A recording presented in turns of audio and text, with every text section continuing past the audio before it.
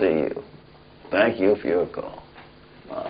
Patty Smith to say is one of her favorite writers. She also said she didn't know he was dead, for Christ's sake. She was waiting for another book. I said, you could wait a long time, even if he were alive.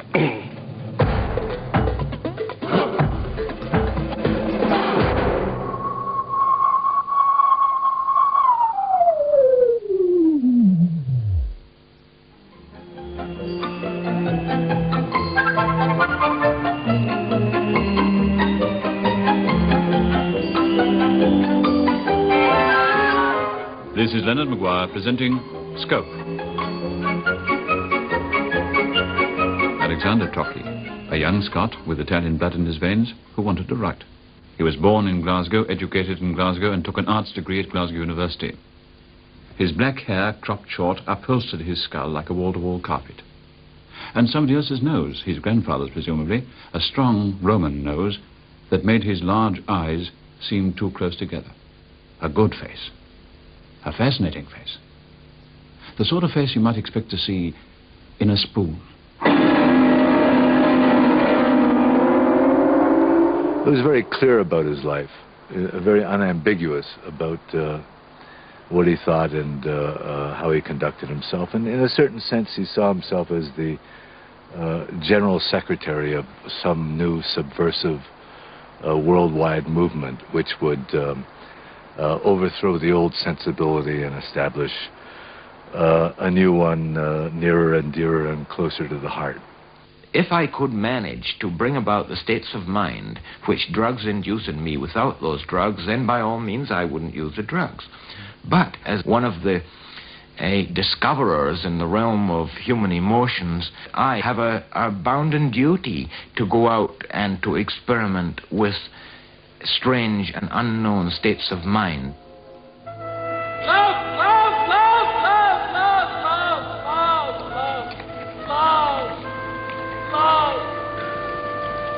Come, man, come! 1965. 7,000 swingers packed the Albert Hall for a poetry reading. The natural choice to compare London's first ever happening is Alex Trocchi, a writer, rebel, and heroin addict. I'm sorry, Alex. I'm not reading anymore, man. I'm reading the last book. Denounced by Hugh McDermott 3 years before as cosmopolitan scum. In response, Trocchi claimed that any Scottish literature of interest in the last 20 years had been written by himself. I have written it all, said Trocchi. Indeed he had. Nobody here present knows that he is now a spent force. His last novel, the brutally autobiographical Keynes book, has already been published, banned, and burnt. Now, you asked me the question of this statement on the back of Keynes' book, which I'll read to you in a moment. I just want to say that Keynes' book is like every other act in my life. It's lived as a serious game. The identity of the junkie, not only a figure of the underground, but the social leper of the 1950s in New York, was consciously chosen. The resulting experience is by definition that of an alien in a society of conformers, a personal cosmology of inner space. It was just a very good book, a very accurate book about addiction. The whole experience of addiction. What he got from it, which was a sort of a feeling of self-sufficiency, impregnability. Yeah, it was a very good book on the subject. One of the best.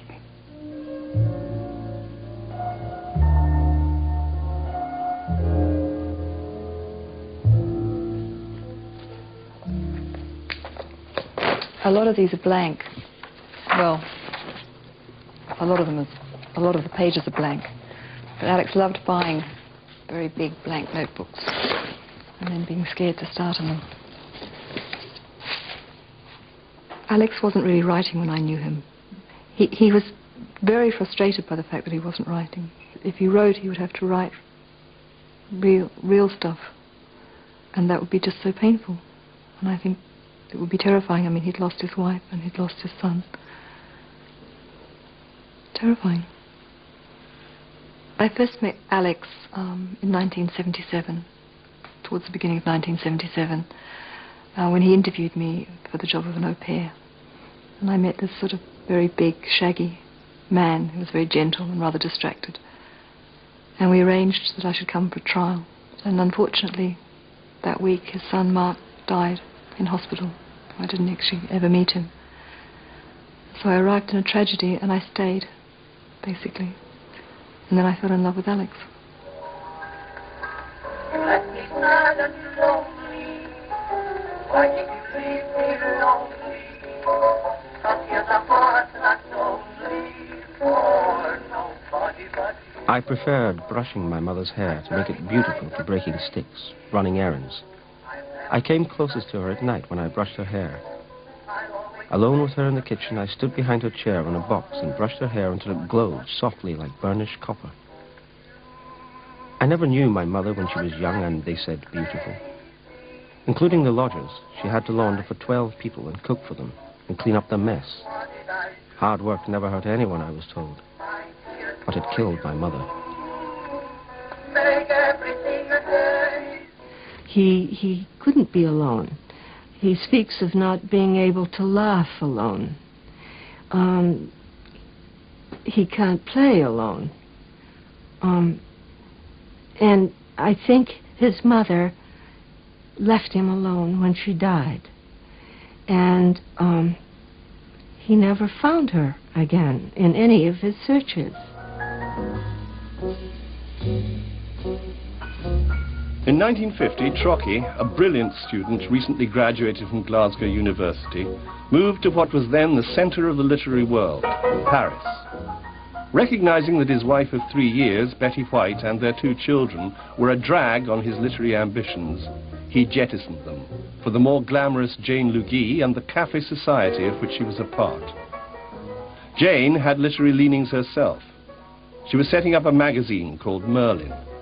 Trocchi became its editor and was soon exploiting his position to get in touch with and publish figures as famous as Samuel Beckett, Jean-Paul Sartre, Jean Genet, Eugene Ionesco, and, of course, Alex Trocchi.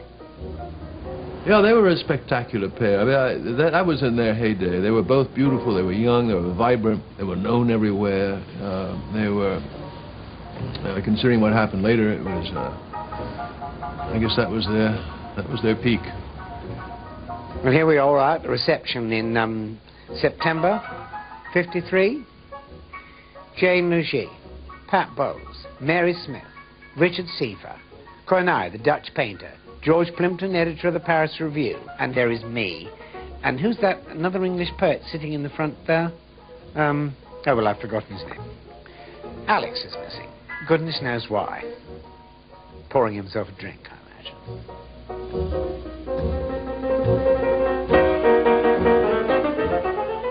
Alex had something of a priest in his character. He liked to have a little congregation around him. He tolerated fools gladly, provided they were paying attention to him. And he also loved laying down the law. Alex really liked telling you what he thought was the case. I felt real brotherly affection for Alex. He seemed much more mature than most of us. Alex had already been married. He had 2 children. He had left his wife. That seemed to us a whole life at the age of 25, but very much in charge. Everything he did, he felt, was part of his destiny. And I think his destiny included being a major writer or a major force in European literature. Perhaps some people would say I was to blame because my reactions were so slow. I must have willed her death. I don't think so. Although certainly the feeling uppermost in my mind when she toppled backwards was that of annoyance. I was annoyed with her. And then a kind of panic-tinged curiosity. She was gone suddenly. And as my anger evaporated, I became breathlessly curious. And then a wave of fear that was almost nausea came over me. And I was lying down, staring at the water where she had disappeared. If only she had broken the surface, even for an instant, I might have moved. But somehow or other, from the very beginning, I felt it was hopeless. Done, rather. And at that moment, I cannot honestly say I cared very much. Though I did afterwards, when I realized she was dead. My mother, and now Kathy, as surprising as forked lightning. Trocchi was already writing Young Adam when he arrived in Paris. I think he'd been working on it when he was in Glasgow. And, you know, it was his thing while he was there. I'm writing a novel. You know, it's one thing to be a man of letters in Paris in 1951, 52, but you've got to have a gimmick. And his gimmick was Young Adam. I'm writing a novel. To watch him sit down at the typewriter, which was my typewriter, incidentally, it just poured out. The right word, the right sentence. I could go to sleep, and the next morning there would be the complete, a whole chapter of Young Adam. Perfect. No changes. Just outstanding.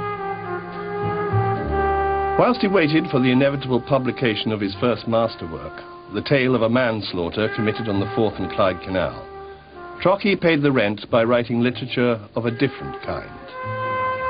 The owner of the Olympia Press, Maurice Girodias, paid Trocchi and his equally cash-strapped peers excellent money, £200, or 6 months' subsistence in the Paris of the 50s, for a DB, a dirty book. Trocchi wrote 6, some in little more than a week, but they have all remained in print ever since. When Young Adam was typed, we sent it off, and it was read and ultimately rejected for reasons that are still mysterious to me, because clearly it was a better novel than 90% of the novels being published in those days. And Girodias offered to publish it. Well, naturally, Trocchi was delighted. But Girodias had some conditions. He said, yes, I'll publish it, but you have to put in a sex scene every 6 pages. Now, you know, the obvious reply to that is, you must be joking, mate. But Trocchi said, well, what else can I do? And he went off, actually, and wrote a pornographic version of Young Adam. I think that really is corruption, when a writer will take his own text and screw it. I had started taking drugs in Paris as early as 1951, 52. Well, I'm going to take a shot now just to show you what it's like. People have an idea that there's something very dramatic about taking a shot of heroin, whereas it's not the case. It's just like taking a shot of whiskey, except it takes a little longer. So you just have to be a little patient with me. And it's not a case of Jekyll and Hyde either. I don't think you'll notice any perceptible difference in me. I wanted, of course, to escape. I think he was distracted in many ways. I think that was one reason he became involved with drugs, because it was a distraction. It was something, another avenue, another escape, another place to go. Merlin fell apart in 1955 as Trocchi's friends left the city and the money ran out. Now isolated, Alex drifted, adopting increasingly extreme roles: Don Juan, anarchist, and finally junkie. Following many of his ex-colleagues to America, Trocchi found himself a job as caretaker of a barge, a garbage scow, that plied the waterways around Manhattan.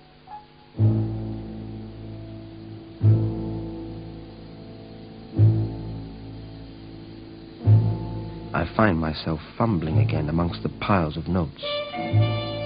Extracting a certain page, I hold it close to the lamp and read. Time on the scows.